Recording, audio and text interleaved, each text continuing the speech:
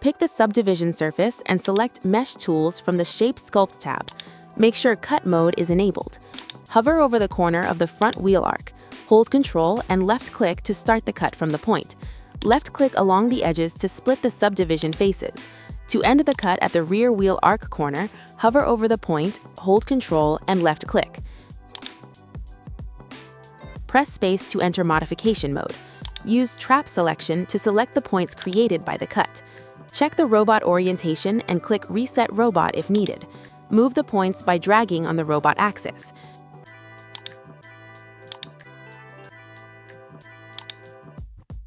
Select Mesh Tools and ensure Cut mode is still enabled. Left-click on the edges of the two triangle faces near the first cut.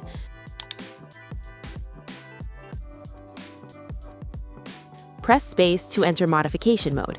Select the newly created points, enable Affinity in the Tools palette, and scale them closer together.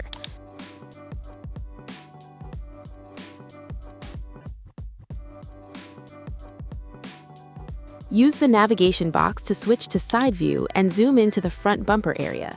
Select Mesh Tools and pick the subdivision surface.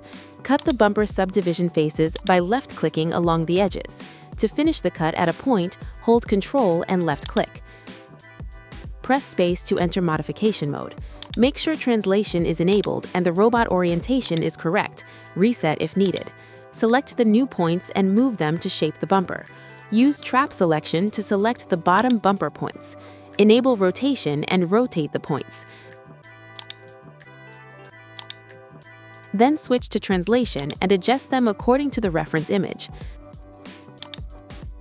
Select Mesh Tools again and enable Cut mode. Add a second cut close to the first one and end it on the edge of the triangle face. Press space to enter modification mode. Use translation to adjust the points and improve the mesh distribution.